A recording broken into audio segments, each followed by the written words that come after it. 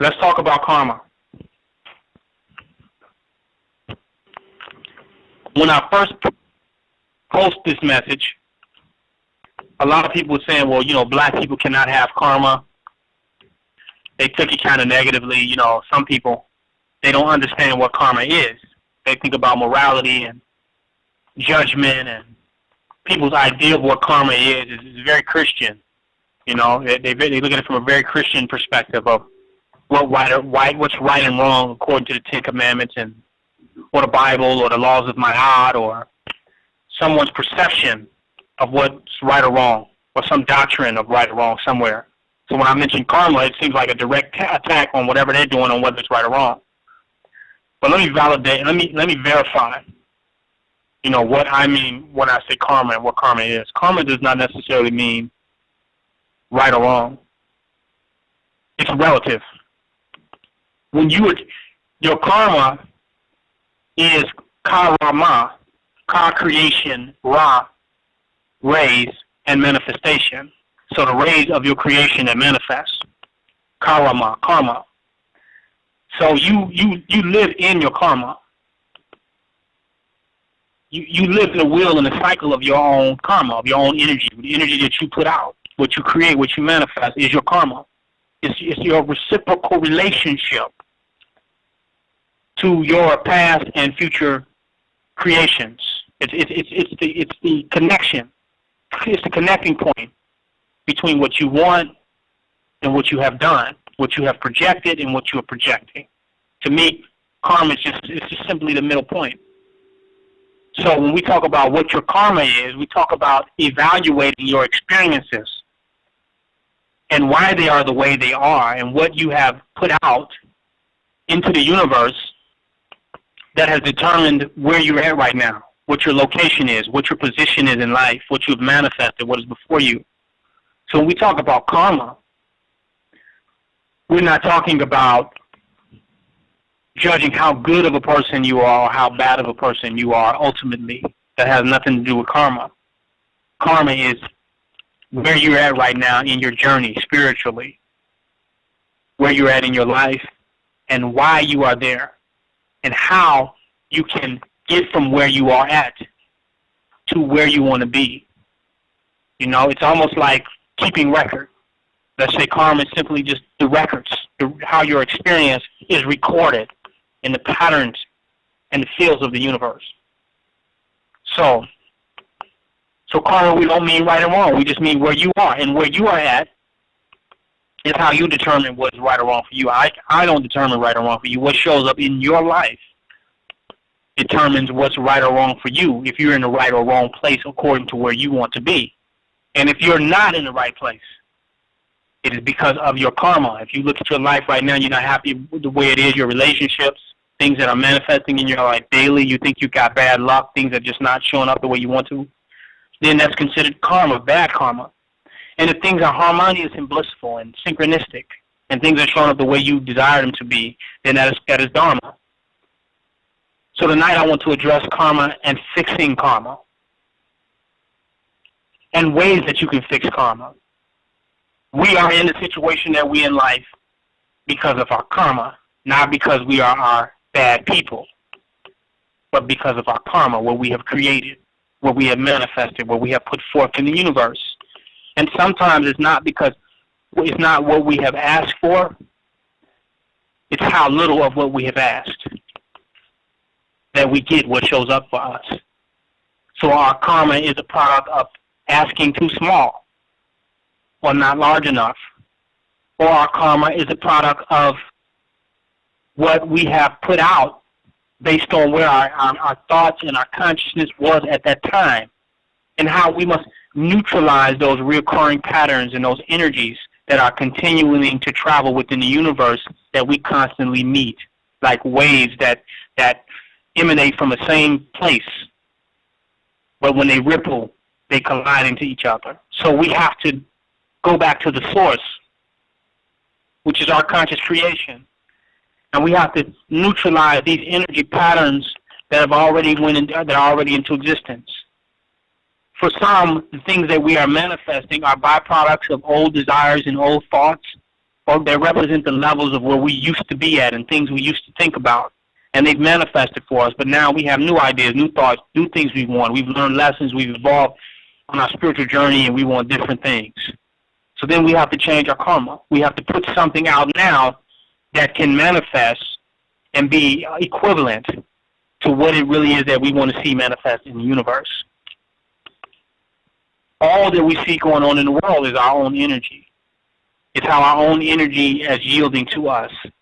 We talk about us being gods and goddesses and creating our own reality, but we don't want to own any of the reality that we create, because if we own the reality that we create, then we would have to embrace karma. I'm not using karma in a way to look at people and say, look, don't help them, that's their karma, or, you know, that should have happened to that person because that's their karma. It's not. We're not the enforcers of karma. And when we try to enforce karma and play the enforcers of karma, right there we enforce more karma for ourselves, because we are reinforcing karma, the manifestation of karma. And it can manifest in other people's life who are in our cipher and in our experience, and not manifest in our own. The judgments that we hold against others, we ultimately will be judged by them ourselves. Thus, that's our karma. Thus, that's what we're creating. So I'm not saying this to beat up on people to say, look at your life, that's your karma, that should happen. I'm saying this to say that this is a scientific way of acknowledging your situation and your circumstance in life and making proactive efforts and conscious efforts in order to change them. Let's talk about ways of changing karma. How do we change karma? For one, you have to be grateful for wherever you're at in your life, wherever it is, whatever's going on in your life right now, be it good or bad, however you see it, you have to find gratefulness in the moment. Because when you find gratefulness in the moment, you take back your power as a creator. If you can't be grateful for where you're at in your life, wherever you're at, then you've given your power to external circumstances. And this is power that you need in order to create your life, in order to change your life.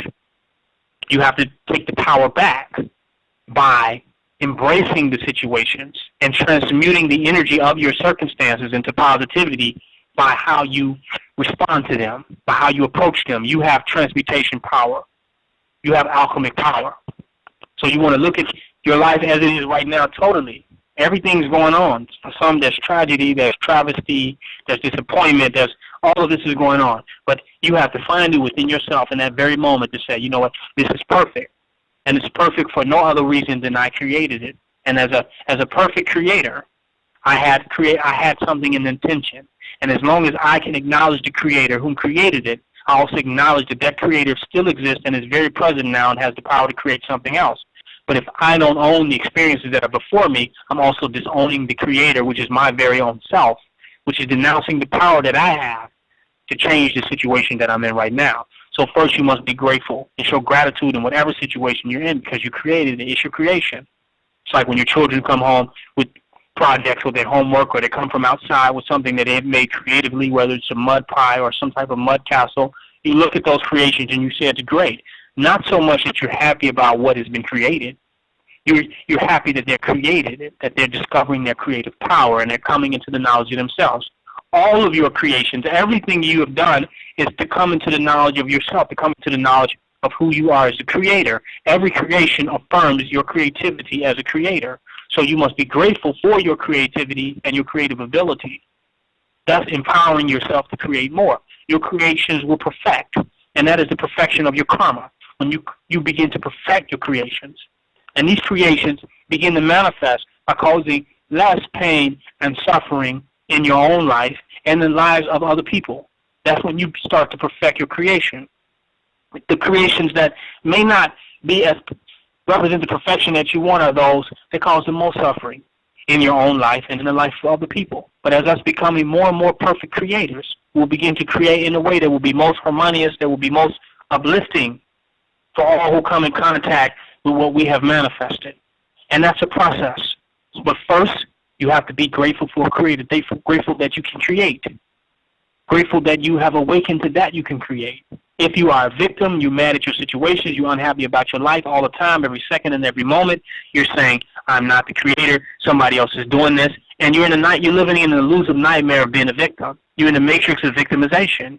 You're living outside of yourself. You have to get your power back. You have to get your etheric dream essence back. The fabric of reality that you stitch and create your own universe. You have to get that back. And in order to get that back, you have to own that you're the seamstress, or that you're the seamster. You have to come back into that realization. So first, be grateful. Second, you have to learn to give others what you want. And I call it forgiveness. I call it forgiveness. And if you break down the word forgiveness, you get just forgive. Forgiving. You do it for no other reason but forgiving. You're not over whatever happened. You know, your ego is very attached to all the negative experiences that you've had, how you feel like you've been victimized, the negative things that you went through with people and situations. Your mind wants justice. So you're not going to get past that. But you have forgiveness. It's just forgiving. It's just for freeing up energy for giving, to get the currency of giving going, to start the flow of giving, of change, of transition. You know, so forgiving frees up karma. When you forgive others, you give grace to yourself. When you judge, condemn, and hold others, I'm not saying evaluate, be critical, you know, and make evaluations. I'm not saying that, but I'm saying when you're judgmental in a way that does not embrace the growth process of others and the transformation of others, what you do is you're creating a non-gracious universe. You can be the most merciful God that will live off your own mercy, or be the most graceful God that will live off your own grace, or you could be the most judgeful God that live in a world that is a manifestation of your own wrath. It's up to you. So you have to give forgiving. You have to give what you want. You have to cipher. You have to put into manifestation, into energy, into the universe, what you want to see, what you want to be the dominant energy is. So you have to practice forgiveness. As long as you judge others, you don't give yourself the room to even grow from your own mistakes. You don't believe in change. You don't allow human transformation. So when you allow and embrace the transformation of others, you give other people a chance. It's only the one. It's only a chance given to one. It's only yourself that you have given a chance. Your mythology book says, judge and ye shall be judged. And that's exactly what happens. Yes, evaluate. Yes, criticize. But do not judge and condemn people beyond transformation, because you do it. When you do that, you do it for yourself. Whatever you put out, that's the universe that you're creating, and that's your karma. So that's another way. 1, gratefulness. 2, forgiving, being forgiving. The last one I want to mention, selflessness. The last way to go beyond your own personal karma is selflessness. The self in you fights to be right. This is where our self-righteousness comes from, that makes us judge others and makes us unforgiving of others, because the fact that others are so wrong and so bad and so negative is what makes us right, and that's our ego. Our ego boasts at us being righter than others in some particular way. And we are justified in judging others and holding up the wrongs of others, you know, up to them and holding it to them. And, you know, it's building up our ego. But the same ego that we build up has us stuck. Because when you want to grow in life and you want to expand beyond the matrix, that takes flexibility. You must be willing to take risks. You must be willing to get down in this physical body, in this physical universe. You have to take chances. You have to move around. You have to move in a way that's going to cause you to grow and expand and truly awaken. You can't just be stuck, and you can't be linear. You must grow. You must have an expanding paradigm. Your universe must be like the universe itself. It must be an expanding universe. So when you allow yourself to be expansive and to be open-minded, what happens is that you also allow yourself to make mistakes. You allow yourself to possibly take chances. You go beyond your fear of loss. You go beyond being criticized by others. You go beyond trying to be looking for validation. You become very confident in what you do, and you potentially, you make mistakes. There are challenges. There are things that you would have did differently, but you allow that for yourself so that you can grow to become not a contrived person, but a better person, but the best person. And what I mean by that is you got some people who have never did anything and consider themselves good. And then you have people who have done everything, but now they only do what they consider to be the good of all the things they've done. Which one would you rather to be? Which one is more sincerely good? The one who has done nothing, but consider themselves good because they managed to do nothing, and the ones who have done everything, and they have rose to the top in their auspiciousness, that now they can decipher between all of the things that they've done and choose the highest of actions. Those have sincerely attained what I would consider the highest level and the highest state. So when you become selfless, you can not fight karma that would neutralize if you just confront it. I'm going in. If you have a self, you want to believe that you're already right, and right is relative. And everybody is wrong in a way, and if you don't have what you want to have in your life, there's something wrong about what you're doing. There's something wrong about this moment. It's not something wrong about you. You're essentially divine at your nature, but it's just something that you're doing that's not adding up. Your mathematics is off. But if you want to be so right and just so self-righteous in who you are, you're just so pumped up in ego and you lack selflessness, then you cannot embrace your karma in a way to transform yourself to actually moving into what you really want to be. You don't want to just be kind of in an artificial state of being what you want. And in this artificial state, you're just fending off the reality of that you're not. And what karma does, it comes along and shows you that, you're not really there yet. But if you look at me, you embrace me, you look at this energy pattern and see that, this is really not where I want to be. This does not reflect who I am. And you can just embrace that energy pattern in a selfless way.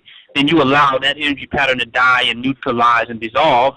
And then you can kind of open to how you can create new energy patterns that can move you into the state that you want to be in. But if you're very self-centered and self-righteous, you're going to look at karma as judgment and no, I'm doing what I need to do, and it's not me. Why me? How could this happen? I've done everything right. I'm doing everything right. And you don't say, well, hold up. Maybe there's something else I can learn. I'm not where I want to be right now because I'm not where I want to be right now. And if you look at that, you embrace the karma, you pull it into your heart chakra, and you just allow it to just dissolve. You just look at it, you face it, you confront it, you say, okay, this is what it is. I see this. There's a lot for me to learn. There's no anger, no resentment. I'm not mad at the world. I forgive myself. I forgive everything. I'm grateful for this moment of self-realization, realizing that I'm a creator. I drew this to me, and I allow myself to transform these energies and experiences and learn from them so that I can create what I desire. But you have to be very selfless in order to do that, because if you pretend as though you have already arrived, which most people do, they want to believe that they arrived at where they want to go. But their life, financially, mentally, spiritually, physically, health-wise, their life does not look like where they want it to be. The challenges, the relationship issues, the anger, the frustration, it's just not where they want it to be. But if they say, okay, this karma, this pain body, this that I'm experiencing right now, it's just a sign. It's just like a GPS. It's just going off right now to say, hold up, you're going in the wrong direction. Let me embrace that and steer the car in the right direction. So you must be selfless in order to transform karma. Because whatever you resist persists. If you continue to resist it and say, no, not me, this, and fight it and become angry and then you're not going to be able to neutralize it and transform it. So you have to open, you have to embrace, let it pass through, let it go, and move forward. And allow yourself to be transformed by your experiences and not fight or flight back into the same type of a situation. So it takes selflessness to get rid of karma. Because when karma shows up, you say, not me, no me. It's like a lawyer, a prosecuting and defense attorney. Instead of transcending and going beyond the whole trial and going beyond the whole tribulation and using it as a stepping stone, but really confronting it, facing it, accepting it, embracing it, and allowing yourself to be transformed by it into who and what you want to be, because it's all working for you. Even karma is working for you. Everything in the universe is a tool. All the energies and the patterns, it's all here for you. You just got to know how to use it. You got to know how to embrace it and not fight against it. But it takes some selflessness to do that. So you got gratefulness, being grateful for this whole experience in and of itself, because it's going to be as beautiful as you make it, and it's going to be as lovable as you can love it. So you got to be grateful in every single moment, no matter how hard and challenging that is. You got cancer, be grateful. Disease, be grateful. Whatever, pain, suffering, be grateful. You transmute it. I'm alive. I'm here. I'm now. There's potential. I can learn. Where's the beauty here? Where's the divinity here? Where's the bliss here? Find it. It's there. Forgiveness. Forgive others. The prison that you put others in, you will have to live in it with them. I said, one time I got locked up, and I told the person that locked me up, the officer, I said, you know what, in order to keep people in prison, you got to be in prison with them. I said, you're in prison more than me. I said, I'll be out tonight, but you'll still be here. And that's an analogy that the prison you put others in is the one you live in. You're going to have to free a lot of prisoners in order for you to have freedom. Huh?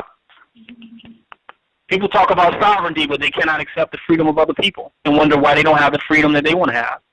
You're going to have to free a lot of prisoners, a lot of conscious political prisoners that are under the tyranny of how you perceive reality.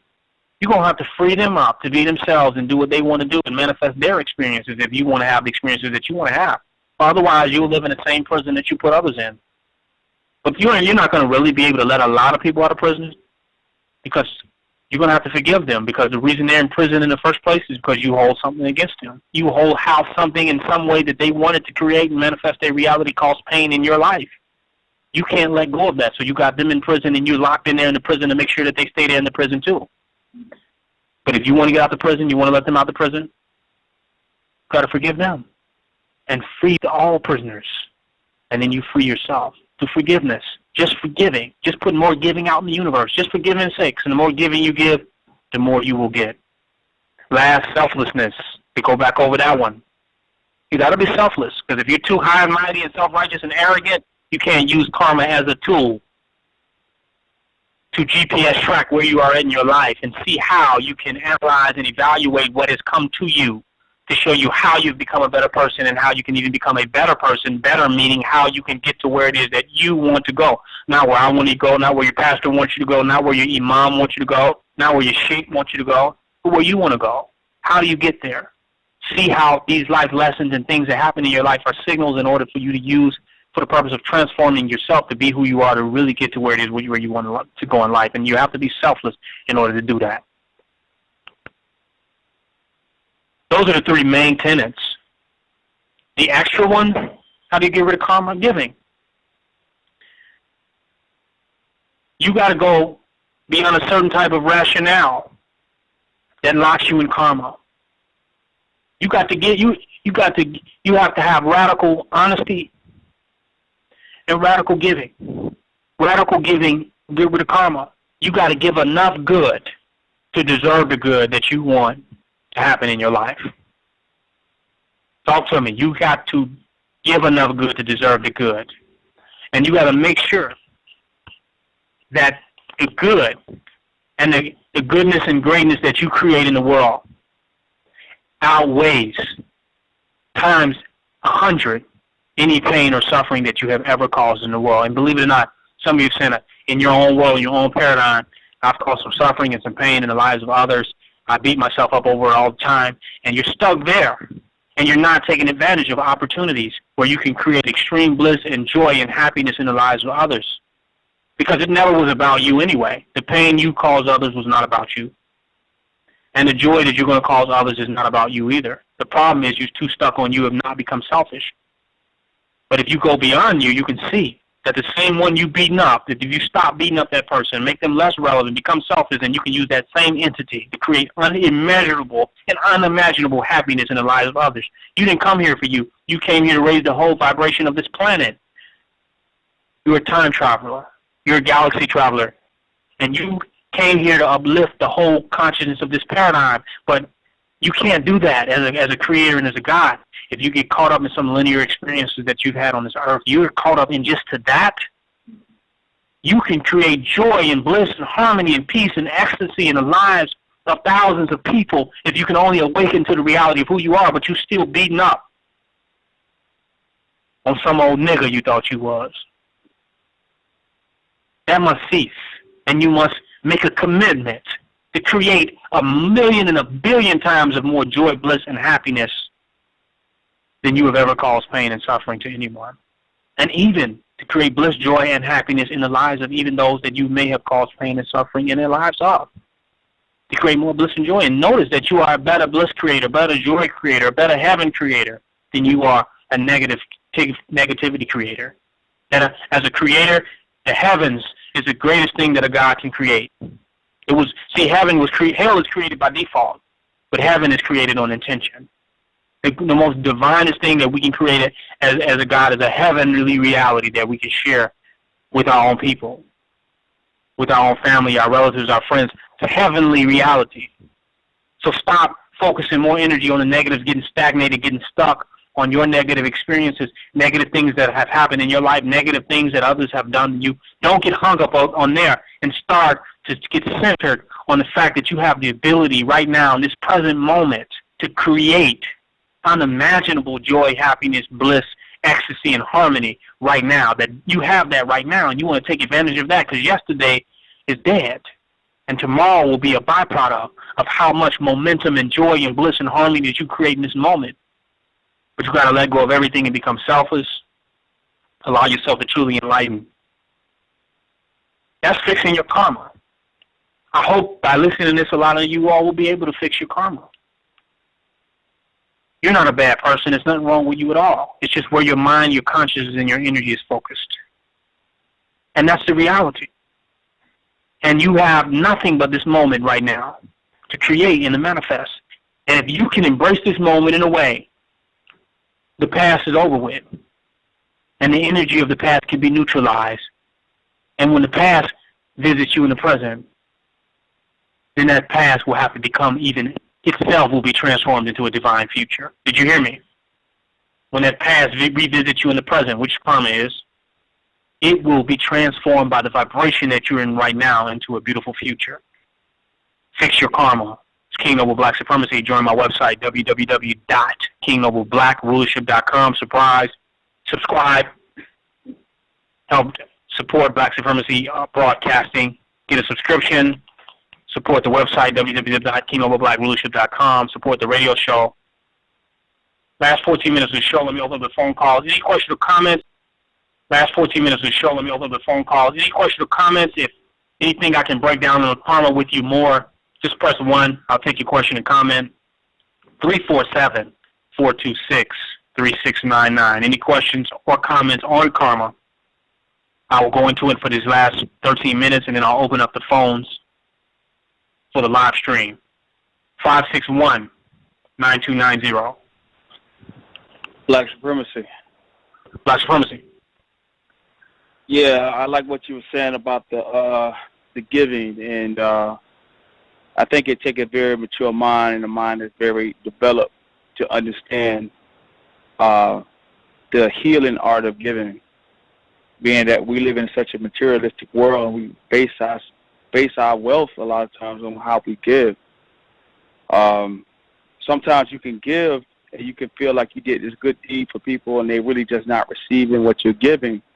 And just like how you said earlier about the Facebook post, you can put that out and no one's watching, you know what I'm saying? And I can attest to that. You know, I have posted some great information I feel on my page, and I might get 1 or 2 likes out of 2,000 friends. Nevertheless, I know people are watching. And it can frustrate the giver sometimes. And the giver can sometimes feel like they are actually in lack because they're not receiving the accolades for giving.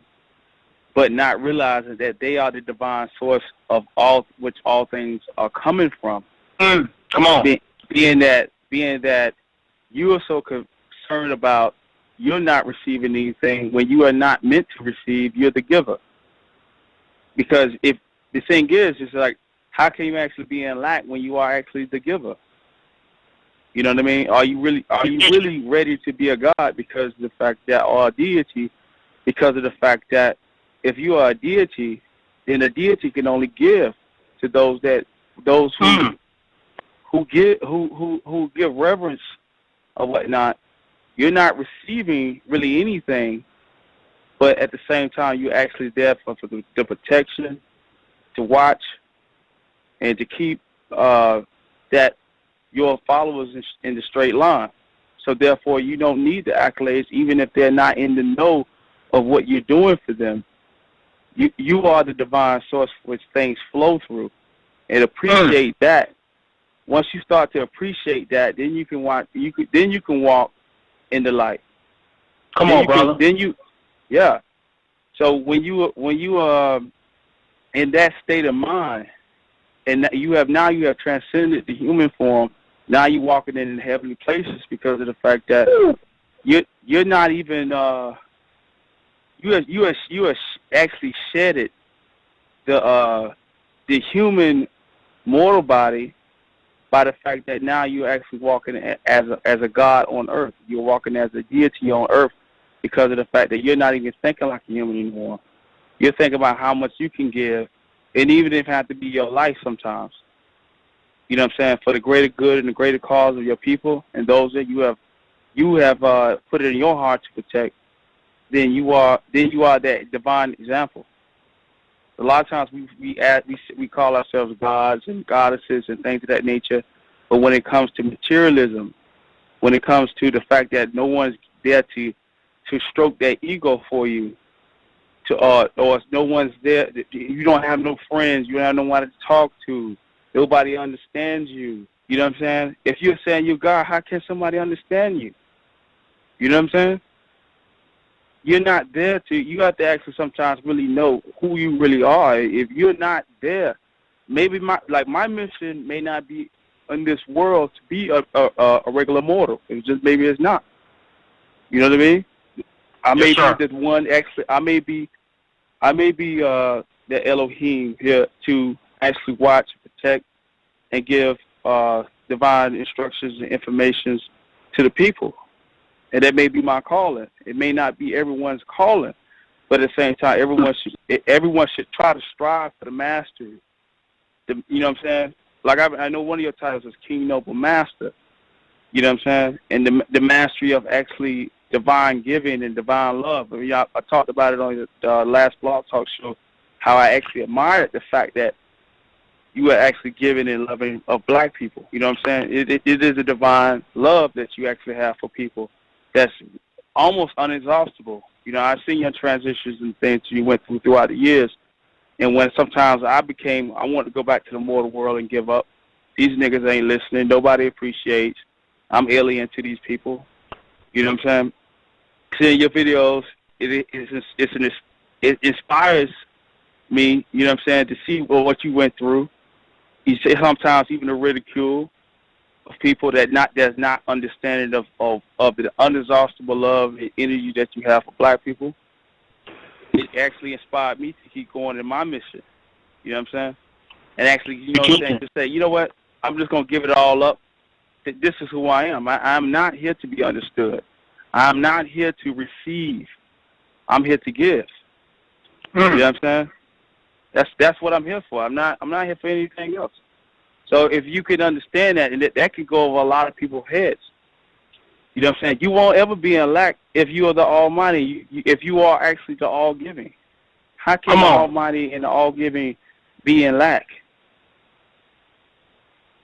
You know what I mean? You going in? Maybe this is not a place for regular mortals.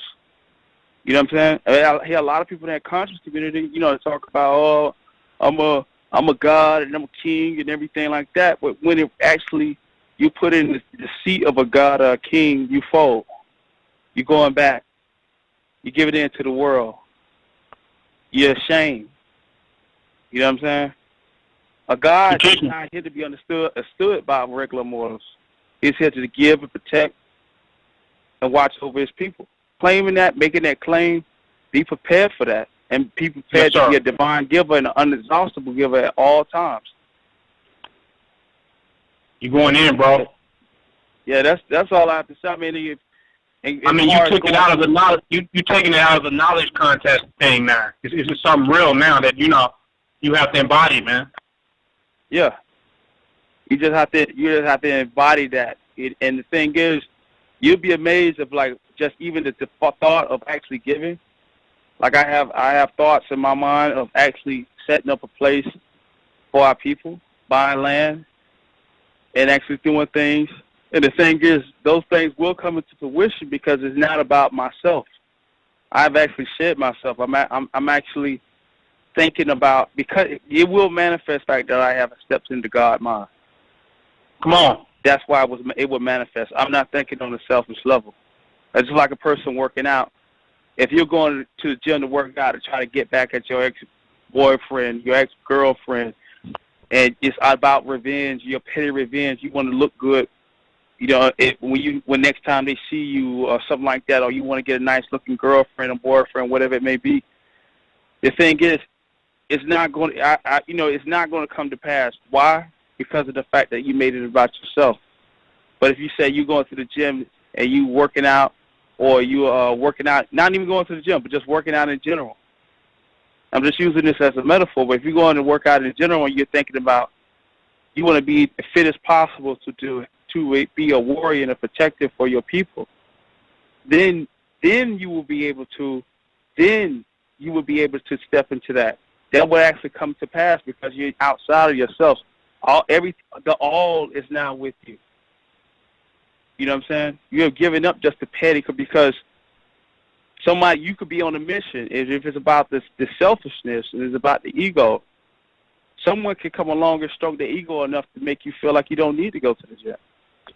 But if you actually on a divine mission, that is the divine mission, and divine is about the divine all of your people, and is about love, then it will actually manifest because of the fact that no one can take you away from that. No one can take King Noble from black supremacy. You know what I'm saying? Because it's not just about King Noble.